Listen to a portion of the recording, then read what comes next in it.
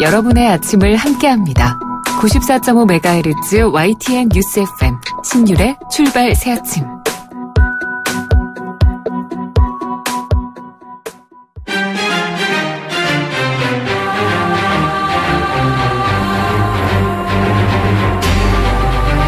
매일 아침을 뉴스로 깨웁니다. 신율의 출발 새 아침.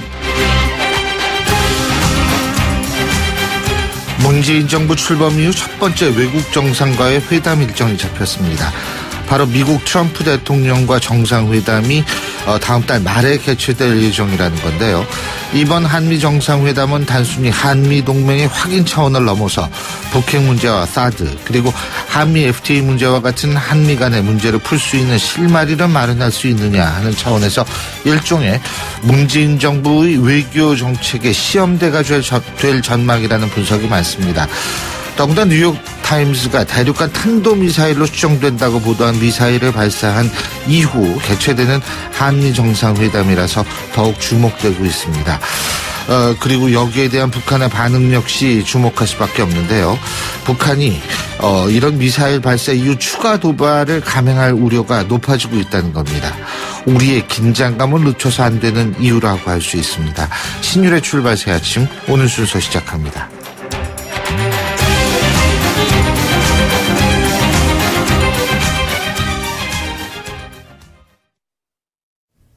YTN 라디오 신율의 출발 새 아침.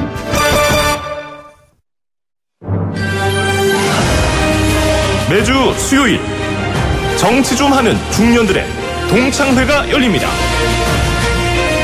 고품격 정치 토크 정중동.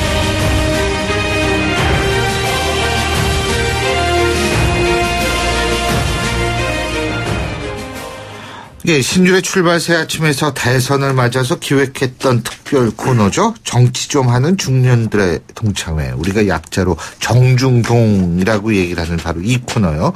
자, 오늘도 세 분 의원과 함께 하겠습니다. 더불어민주당 서른 의원 나와 계십니다. 안녕하십니까? 네, 반갑습니다. 서른입니다. 예, 그리고 자유한국당 홍문표 의원이십니다. 어서 오십시오. 네, 안녕하십니까? 예, 그리고 국민의당 이상돈 의원 나와 계십니다. 네, 안녕하세요. 예. 자, 대선 이후 처음 뵙는데, 그죠? 대선 끝났으니까 조금 이제 뭐 좀 시간들이 많이 생기시지요? 글쎄요, 뭐 바쁘대요. 우선 선거 때 이기셨으니까 아니, 도와주신 분들한테 인사를 해야 되니까요. 예, 예. 뭐 저 역전에 나가서 시민들께 인사도 해야 되고, 그리고 당원들한테도 감사하다는 인사해야 되고. 그리고 이런저런 일로 해서 저는 뭐 전국을 다녔습니다만은 그 연결돼 있던 분들한테 감사하다고 인사하느라고 며칠 보냈습니다. 아직 다 인사 다 못했습니다. 홍문표 의원님은요? 네, 먼저 서 의원 축하드립니다. 감사합니다. 네, 저는 뭐 이 방송 대통령 선거 전에는 바른정당이었는데 지금 대통령 선거 끝나고 또 한국당이라 우리 국민에게 먼저 원도 복귀하신 거죠. 뭐. 예, 죄송하다는 말씀을 드립니다. 아니, 뭐 상황에 따라서 얼마든지 뭐. 예, 정당의 목적은 정권 잡는 것인데 제가 몸담았던 정당이 사실 3% 4%라는 선에서 어떡할까 하고 상당히 고뇌에 찬 고민을 하다가 이 보수가 흩어져 있는데 하나로 대동단결하면은 정권을 잡을 수 있지 않냐는 그런 당위성을 가지고 사실 복당을 하게 돼서 어쨌든 죄송하다는 말씀을 먼저 드리고요. 그동안 뭐 아주 재미있게 또 희한한 문제를 잘 우리 신율 지도자께서 풀어주셔서 고맙다는 말씀을 드리고 일단 다시 한번 우리 서른 의원 축하를 드립니다. 예, 이상돈 의원님. 네. 일단 서른 의원 축하드리고요. 우리 대통령께 축하해야지. 아니, 남들은 우리 서른 의원님이 대통령으로 당선되시지 않겠어요? 네. 그리고 이제 우리는 아무래도 2등도 아니고 3등을 해서 그 충격파가 상당히 좀 컸죠. 당 내부에서도. 근데 이제 어저께 원내대표 선출을 좀 해서 당원이 이제 뭐 수습 국면에 들었습니다. 그렇게 시간을 보냈습니다. 네. 네. 그렇죠. 뭐 아니 더불어민주당도 원내대표 새로 뽑았죠. 그리고 국민의당도 뽑고 지금 자유한국당 같은 경우에 이제 언제 지도부를 선출하느냐 여기에 대해서 또 이제 좀 여러 가지 내부적으로 얘기들이 있는 것 같은데 자, 어쨌든 요새는 허니문 기간이라는 건 확실합니다. 설원 의원님, 보통 야당 생활 하실 때 허니문 기간을 어느 정도 잡으셨었어요? 글쎄, 허니문이라고 흔히 얘기하는데 근데 지금 상황은 좀 다르죠. 보통 때 정상적인 대통령 선거를 치르면은 인수위도 있고 그렇죠. 또 선거 기간도 길고 이런 과정이 있어서 그래서 일반적으로 허니문이라고 그래서 이 집권당에게 국정 운영을 할 기회를 준다 이런 측면이 있을 터인데 지금은 저는 이렇게 생각합니다. 워낙 적폐가 많다고 생각하거든요. 그러니까 대통령이 중도에 그만뒀지 않습니까? 구속되고 그런 상황들이 있기 때문에 지금은 해결해야 될 일이 산적해 있죠. 정말. 그래서 이제 적폐라고까지 우리 표현을 했고 그런데 청산해내는 작업들을 해야 되고 무엇보다도 이 경제가 워낙 심각하고 주변 4대 강국이 지금 벌이고 있는 이 파워 게임, 한반도의 정세, 이 전쟁 위기 이런 등등이 있기 때문에 이걸 극복하자면은 너나가 있을 수가 없다고 생각해요. 여야가 있을 수도 없고 또 우리 동시에 걸려있는 우리 민족의 문제이기 때문에 우리 문재인 대통령이 내세운 게 일자리위원회였거든요. 이게 지금 우리가 민생 문제가 얼마나 심각하면은 제일 처음 얘기한 게 일자리였겠습니까? 그게 좀 잘된 부분이고 그래서 지금 쌓여있는 문제들을 정리하기 위해서는 상당한 시간이 필요하다고 생각합니다. 그것은 여든 야든 나뉠 것 없이 가릴 것 없이 국민 일반이 이게 전 대통령이 구속되어 있는 상황이기 때문에 오죽하면 구속됐겠느냐. 따라서 그게 처해 있는 상황들이 너무너무 많다 정리해야 될 게 따라서 충분한 시간이 좀 필요한 것 아니냐. 그래서 이건 허니문이라는 표현보다는 여야가 같이 해야 할 작업이다 이렇게 생각하죠. 예, 동의하십니까, 홍 표현? 예, 사실 야당이 중요한가요? 어떻게 생각하는지? 예. 예, 참고로 한 말씀 드리면은 이명박 대통령 때 제가 인수위원회에서 경제 분야를 인수를 했었거든요. 예. 예, 그래서 조금 경험을 놓고 보면은 지금같이 소위 예비나각을 꾸밀 수 있는 준비위원회가 있었으면은 이 국민이 아는 매뉴얼을 어느 정도 어설프게 알게 됩니다. 저거는 언제.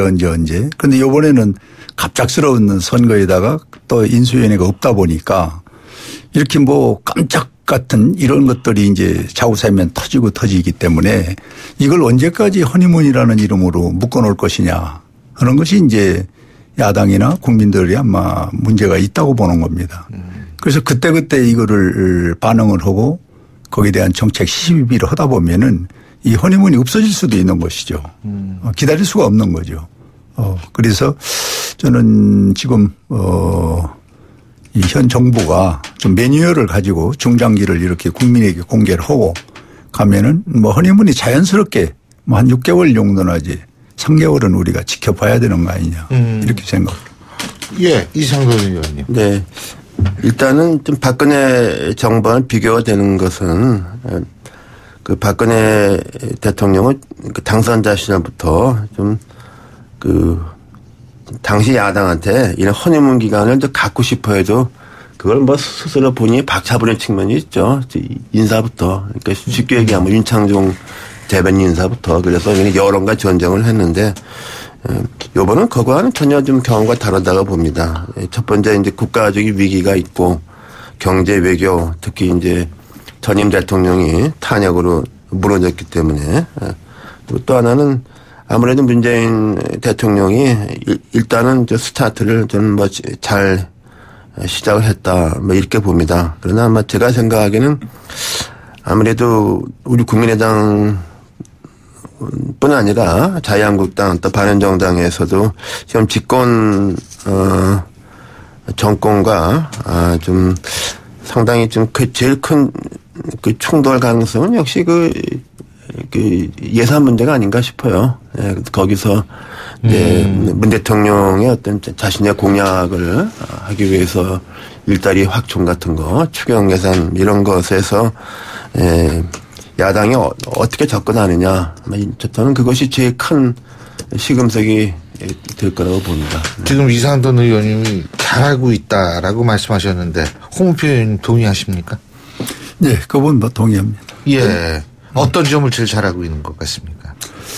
지금 우선은 뭐 어느 정부든 신정부가 들어서면은 예. 좀 신선하고 그리고 꼭 그동안에 적폐적으로 못했던 거를 아주 힘있게 해냈는데 이번에 몇 가지는 참 아주 신선하게 이 소위 노조 문제라든지 또 지난번 세월호에서 그 피해를 받던 비정규직 선생님들이요. 예, 그런 몇 가지는 기간제 선생님들. 이것이 아마 공론화에서 하면은 시시비비가 상당히 걸리고 시간 걸리는 건데 이 대통령이 취임 동시에 여하튼 힘있게 우리 국민에게 아주 신선한 그런 것을 보여줬다고 생각이 됩니다. 근데 저는 저는 이게 사람들이 좀 일주일 됐는데요. 취임한 지. 대통령께서 취임하고 제일 먼저 한 일이 뭔가. 이게 야당 당사 방문이거든요. 건국에 처음 있는 일이에요. 대통령이 취임하자마자 뭐 프레이드도 없이 그냥 가면서 당사를 들렀거든요. 야당 당사를. 들러서 제일 처음 만난 사람이 야당 대표였습니다. 이게 좀 획기적인 일이에요. 그게 뭘 상징하느냐, 뭘 의미하느냐. 앞으로 국민과 함께 국정을 논의하겠다. 국민의 한 파트인 야당하고 모든 걸 협의해서 논의를 하겠다. 이거 신호거든요. 신호인데 지금 일주일 딱 됐는데 일주일 되면서 국민들이 볼 때 뭐 제 주변에 있는 사람들 만나서 그런지 모르겠습니다만은 대부분의 사람들이 시원시원하다. 자고 일어나면은 시원한 소식이 그냥 눈앞에 있으니까 신문 펼치면은 볼맛이 난다. 이런 얘기들을 해요. 그래서 이건 누구든지 바라는 바를 그냥 척척척척척 해내는 거구나. 이게 준비된 대통령인가? 이게 준비됐던 대통령인가? 이런 이제 그 느낌들을 갖고 있는 것 같아요. 참 어쨌든 당선되고 되자마자 바로 지금 이렇게 작업을 하고 있는데 평소에 내용을 많이 쌓아놨구나. 이런 생각을 해요. 예, 이상돈 의원님. 네. 물론 저거에 대해서는 물론 다 동의하지만은 저는 그래도 조금 여러 가지 대통령이 이제 구체적으로 이렇게 지시를 하는 것이 이렇게 되다 보면 이제 모든 것에 대통령한테 의존할 가능성이 있지 않습니까? 그래서 그런 면에서는 좀 아무리 시급한 것도 있지만은 소관부처하고 좀 정책 그 자체 뿌리를 갖다가 바꾸는 이런 것이 좀 필요하다고 봅니다. 근데 물론 앞으로는 더 그렇게 되겠다고 보고요. 그리고 지금 국민적인 어떤 지지가 굉장히 높기 때문에 지금 뭐 야당에서도 또 이제 문 대통령 지금 하시는 것에 대해서는 되게 뭐 크게 반대할 일은 저는 없다고 봅니다. 근데 다만 이제 제가 말씀드린 바대로 정기국회에 들어가서 이제 본격적으로 이제 예산 문제가 나오게 되면은 뭐 거기에 대해서는 뭐 자유한국당뿐만 아니라 아마 국민의당에서도 좀 뭐 비판적인 그런 목소리가 나올 가능성이 좀 충분히 있다고 봅니다. 그러나 여하튼 간에 좀 지난 세월 동안에 꽉 막혔던 것 같은 것이 확 뚫리는 것 같은 그런 기분을 국민 여러분들이 느끼는 것은 저는 뭐 확실하다고 봅니다. 아니 예를 들면은 세월호 아까 네. 김한재 의원님이 말씀하셨는데 세월호에서 이 순직하신 기간제 선생님들 사실 그 부분은 상식적으로 굉장히 일찍 해결이 됐었어야 되는데 그게 왜 여태까지 이게 참 끌었나 저도 그런 생각을 많이 해요. 근데 그게 한꺼번에 해결이 되니까 국민의 한 사람으로서도 참 그거는 정말 보기가 좋다 이런 생각이 드는데 근데 이게 지금 아까 서른 의원님께서 그런 말씀하셨잖아요. 대통령이 처음 한 일은 대통령이 돼서 취임하고 나서 처음 한 일이 뭐냐? 야당 당사 방문이었다. 자, 그러면 이게 일종의 협치라는 어떤 그런 것을 추구하기 위한 상징적인 어떤 행위가 아니냐? 이런 해석도 가능한데 잘 될까요, 홍문표 의원님? 글쎄, 저는 조금 문제 제기를 하는 것은 이제 여소야대에서 신임 대통령께서 협치라는 국민정치 하기 위해서 야당을 찾아갔다. 참 신선하고 좋죠. 그런데 이제 그런 것을 우리 국민이 저는 기대하는 것보다는 경제에게 더 많은 치중을 하고 더 신선한 맛을 주는 것이 국민 입장에서는 그것을 바라는 거지 정치하는데 야당을 먼저 찾아갔다 해서 뭐 그렇게 공감될 같지는 않는다고 봅니다. 단지 지금 지적하신 대로 우리 국민은 세월호에서 아까 기관제 교사님 같은 문제를 한 방에 풀었지 않습니까? 그런데 이걸 속에 들여다보면은 이와 비슷한 유형들이 참으로 많습니다. 그럼 이것을 풀므로 인해서 다음에 또 이와 비슷한 사항들을 전부 풀어야 되는 문제가 또 뒤따르거든요. 이런 문제는 사실은 복합적인 문제가 결여되어 있기 때문에 좋으면서도 또 후속 조치를 어떨 것이냐. 타적인 문제가 또 발생했을 때 이런 문제가 있어서 저는 이렇게 보여주기식 어떤 정치적인 새로운 어떤 깜짝 쇼 같은 이것보다는 좀 매니어를 놓고 아까 얘기대로 이 경제 부분에 대해서 우리 국민에게 직접 피부에 와닿는 그것을 준비된 대통령이라면 내놓는 것이 더 급선무가 아니었었느냐 이렇게 생각을 갖습니다. 그런데 일자리위원회가 최초로 한 1호 지시였거든요. 방문은 야당 당사를 방문하는 게 제일 처음이었고 방문이기도 하고 액션으로 보여준 건 직접 몸으로 보여준 거는 야당 당사 방문 야당 당 대표 만난 거였죠. 그리고 대통령으로서 행정 지시를 한 것은 일자리위원회 빨리 만들어라. 국민 일자리를 빨리 만들어라 이거였거든요. 그 민생 문제 대통령이 제일 관심을 갖는다 이거였는데 홍 의원 생각하고 똑같습니다. 그걸 구체적으로 지시를 내린 거죠. 그래서 민생 문제, 일자리 문제 그리고 정치는 야당과의 협치 이 두 가지를 동시에 해내는 모습을 보였던 거죠. 그래서 제가 볼 때는 뭐 홍 의원 생각이나 우리 문재인 대통령 생각이나 크게 다르지 않다고 생각합니다. 반대할 국민이 없는 것 같은데. 제가 한 가지 더 덧붙이면은 우리 서른 의원님이 제가 볼 땐 어떤 형태든 문재인 정부에서 큰 일을 하실 텐데. 감사합니다. 제가 조금 경험이. 국회의원으로서 제일 큰 일을 하고. 아니 국회의원보다 더운 이제 국가를 위해서 큰 일을 하실 겁니다. 했는데. 미리 사인이라도 한 장 받아놔야겠네요. 제가 그 MB 정부 때 아까 얘기한 대로 인수위원회에서 대통령 공약을 전체를 놓고 스크린을 했어요. 이거는 대통령 되기 위해서 나왔던 공약인데 현실성으로 어렵다. 그 부분에서 한 20%를 출연했습니다. 안 되는 걸 그걸 짐을 5년 동안 지고 가는 건 국민에 대한 불신이 되니까. 그래서 요걸 먹더라도 어려운 것은 그때 한 20% 정리를 했고 그리고 나머지 가지고 이제 매뉴얼을 짜는데 예를 들면은 MB 첫 경제 문제가 사회적인 문제가 전봇대 뽑아내는 거였거든요. 그 전봇대 하나 뽑아내니까 얼마나 국민들이 박수를 치고 난리를 쳤는데. 근데 제게 어른지 나중에 그 전봇대 야중에 보니까 그게 무슨 경제에 도움이 됐고 신선한 맛이었냐. 자기 어떤 이미지에 대통령으로서의 어떤 이미지 관리에서 깜짝 쇼였다. 이래서 후유증이 많았었는데 이번에 문재인 정부도 전 그와 같은 상황이 돼서는 안 된다. 그런 부분을 한번 참고로 말씀을 드립니다. 이상돈 의원님 뭐. 네, 뭐 저도 좀 비슷한 좀 생각을 좀 하고 있습니다. 그래서 대통령께서 그냥 막힌 것을 확 뚫어버리는 것 같은 조치를 많이 하신 거죠. 저도 뭐 국회에서 세월호에서 순직한 그 기간제 교사 보상을 하고 뭐 탄원서에도 뭐 특별법 서명했지만은 또 사실은 그렇지만 이제 그 부분에 대해서는 뭐 정말로 우리가 공감하고 그러지만은 과연 이제 그걸 갖다가 전반을 넓혀서 비슷한 경우에는 많은 사람이 어떻게 할 것이냐 또 다른 문제가 있습니다. 그러니까 이제 그런 거에서는 좀 제가 말씀드린 바대로 빨리 이제 좀 조각을 해서 후속 정부가 큰 밑그림을 가지고서 정책을 수립하는 게 좀 필요하다고 봅니다. 다만 이번 정권은 인수위가 없이 금방 들어왔기 때문에 어떤 그런 이런 좀 과도기적 현상이 있다고 봅니다. 어쨌든 뭐 지금까지는 상당히 높은 국민적 지지를 받고 계속 일을 추진하고 있기 때문에 제가 볼 때 정책에 있어서의 탄력이라는 것도 굉장히 저는 있을 거라고 봅니다. 자, 신율의 출발 새 아침에서 마련하고 있는 정중동 정치 좀 하는 중년글의 동창회 1부 순서는 여기서 줄이고요. 전 잠시 뒤 2부에서 뵙겠습니다.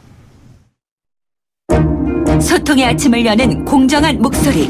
신율의 출발 새아침. 신율의 출발 새아침 2부 순서 먼저 광고 듣고 오겠습니다. YTN 라디오 신율의 출발 새아침. 신율의 출발 새아침에서 대선 특집으로 마련했던 코너죠. 정치 좀 하는 중년들의 동창회, 우리가 줄여서 정중동이라고 부르는데요. 자, 지금 스튜디오에 있는 더불어민주당 서른 의원, 자유한국당 홍문표 의원, 국민의당 이상돈 의원 세 분과 함께하고 있습니다. 자, 근데 이제 이 대선 끝나고 나가지고 저희 아까 잠깐 얘기를 했습니다만 원내대표 이제 선출을 했습니다. 더불어민주당 같은 경우에 우원식, 이제 그 더불어민주당은 그 우상호, 우원식이 원내대표 되시는 분들이 전부 우씨가 우씨 아니면 안 되는 모양이에요. 서른 의원이. 글쎄요. 우원식 대표가 잘 하죠. 예. 이 을지로위원회 하면서 을지로위원회 갑을 간의 갈등을 조정하는 그런 역할을 했었거든요. 근데 그게 말이 참 잘 안 돼요. 근데 그걸 꾸준히 진심을 다해서 양측을 다 설득을 해가지고 결국은 좋은 결과를 만들어내고 했죠. 양측이 다 만족하는 결과에서 합의 나는 거거든요. 그걸 이제 타협점을 찾아내도록 해낸 그게 을지로위원장으로 있으면서 그 원식 이 위원회의 장점을 우리가 본 거죠. 그래서 이번에 원내대표를 쉽게 됐는데 앞으로 여야 간의 그 협치라든지 이런 문제를 타협을 잘 해낼 거라고 봐요.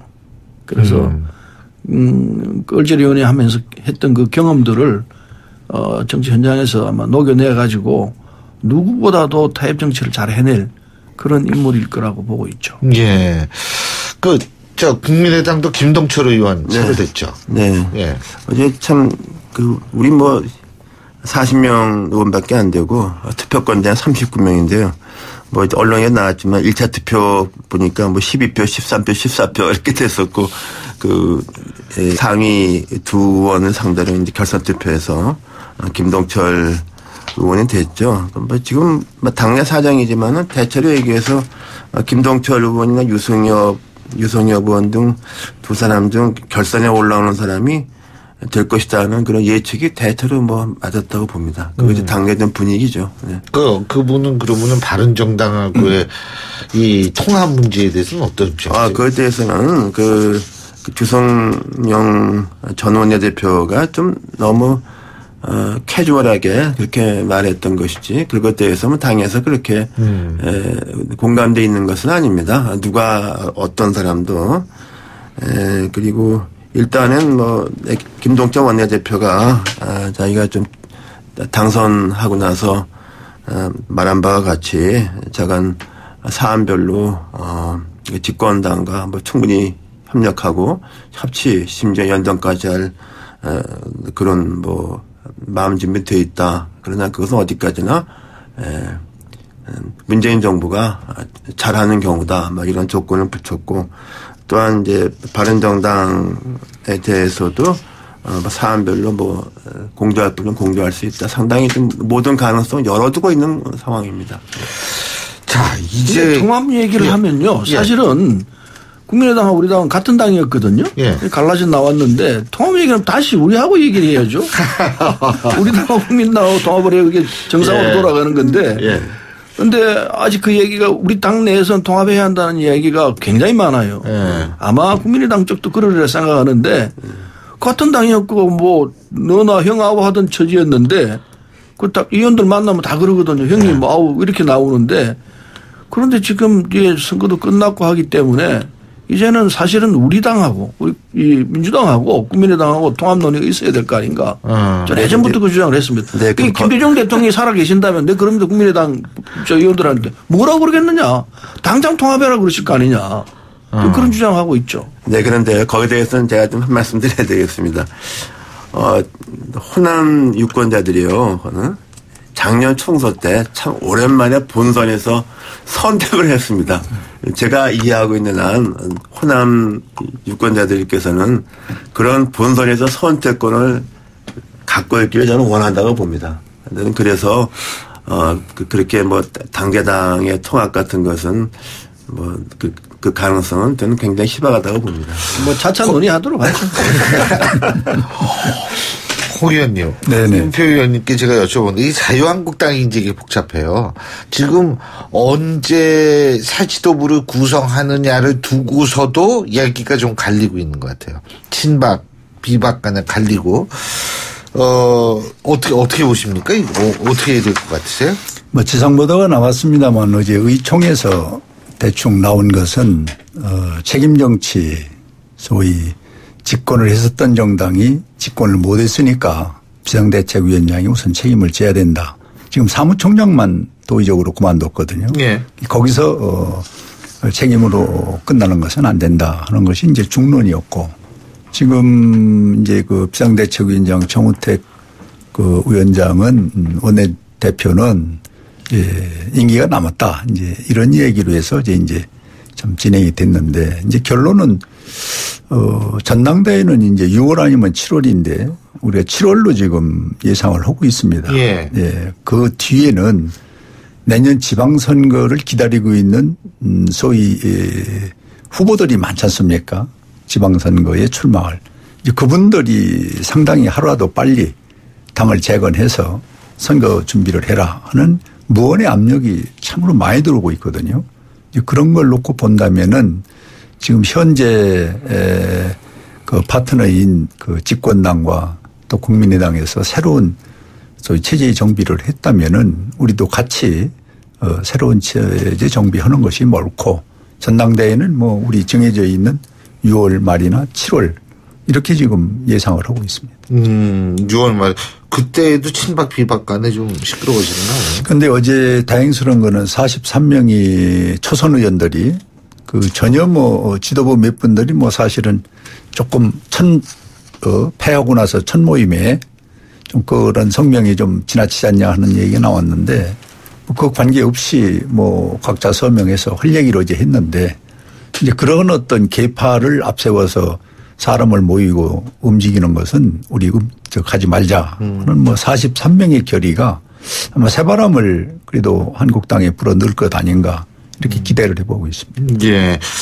근데 뭐 지금 사실 아까 서른 의원님께서도 좀 말씀을 하셨습니다만 국민의당과의 합당 문제도 있고 근데 실제로 이 뭐 합당이든 뭐든 간에 정계 개편이 일어나면 이게 지방선거 이후일 것이다라는 얘기도 많이 나오더라고요. 어떻게 보십니까? 서른 의원님께서. 저는 뭐 이런 정치적인 그 이해관계가 충돌하지 않는다면은 선거 전에 하는 게 맞죠.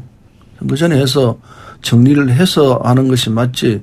선거로 또 갈라진 상태에서 누구는 또 국민의당으로 나오고 누구는 민주당으로 나오고 이런 모습보다는 선거 전에 정리를 해서 한 당이 되는 게 이게 국정 운영에도 그렇고 특히 이제 지역 정서, 이 호남 정서, 우리 당을 지지하는 민주당을 지지하는 분들과 국민의당을 지지하는 분들의 뜻이 그렇게 일치될 거 아닌가 이런 생각을 하죠. 그래서 선거 전에 하는 게 맞다 생각합니다.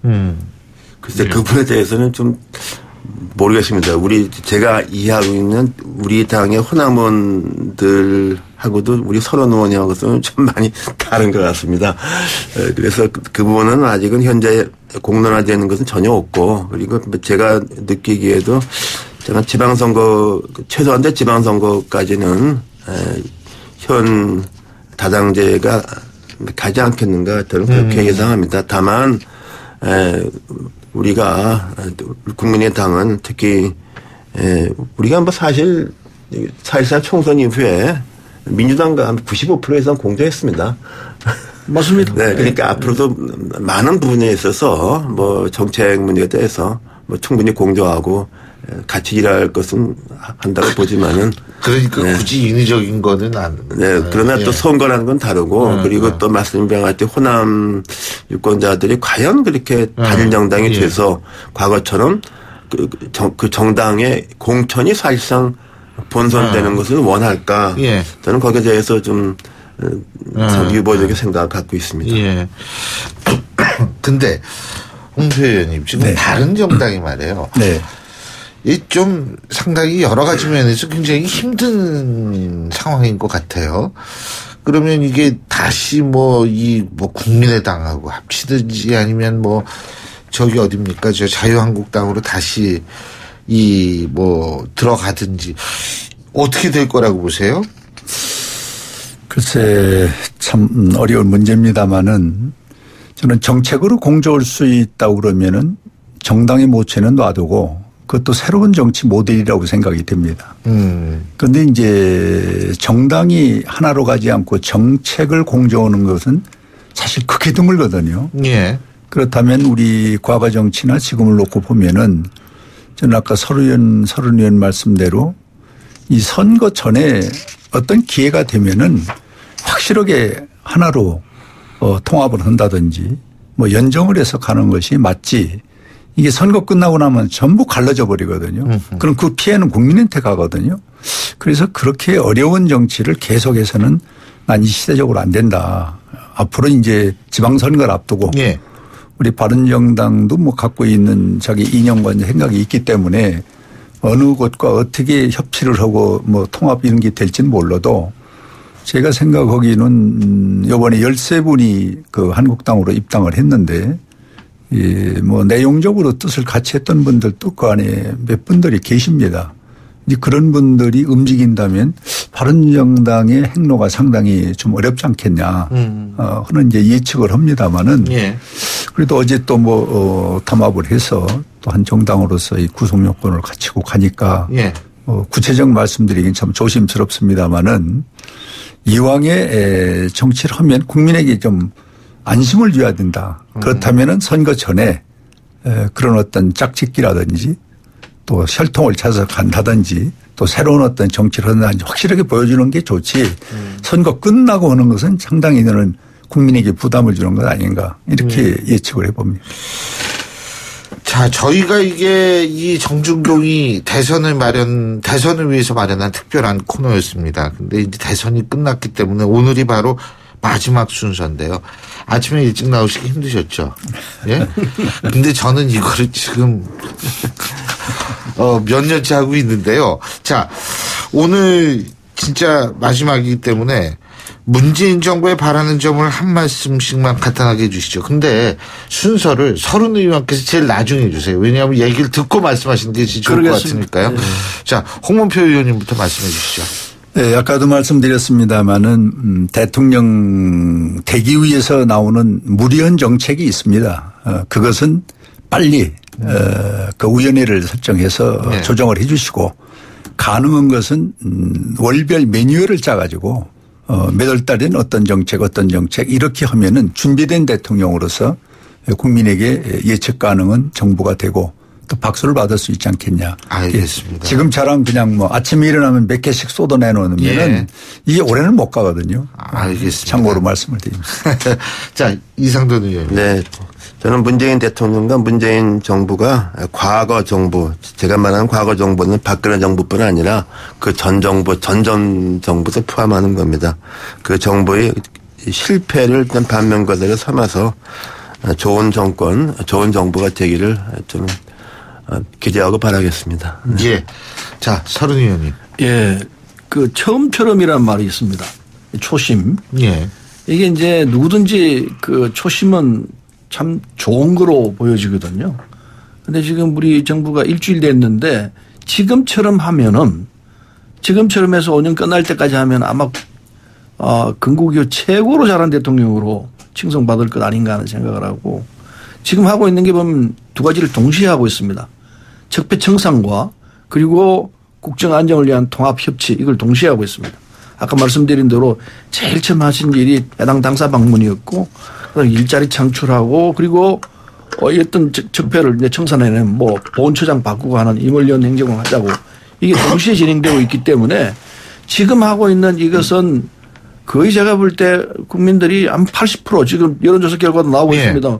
80% 이상 되는 사람들이 잘하고 있다고 그러거든요. 예. 이 정서, 이 마음을 끝날 때까지 계속 하십사. 알겠습니다. 저도 사실 그래요. 지금의 지지율보다도 임기 다 마치고 퇴임할 때의 지지율이 가장 중요하다라는 생각이 듭니다. 끝까지 그렇게 나갔으면 좋겠습니다. 자, 지금까지 수고 많이 하셨습니다. 세 분 의원님 고맙습니다. 네, 감사합니다. 네, 감사합니다. 네. 예, 지금까지 더불어민주당 서른 의원, 자유한국당 홍문표 의원, 국민의당 이상돈 의원이었습니다. 신율의 출발새 아침 2부 순서는 여기서 줄이고요. 전 뉴스 들으신 이후 8시 10분 3부에서 뵙겠습니다.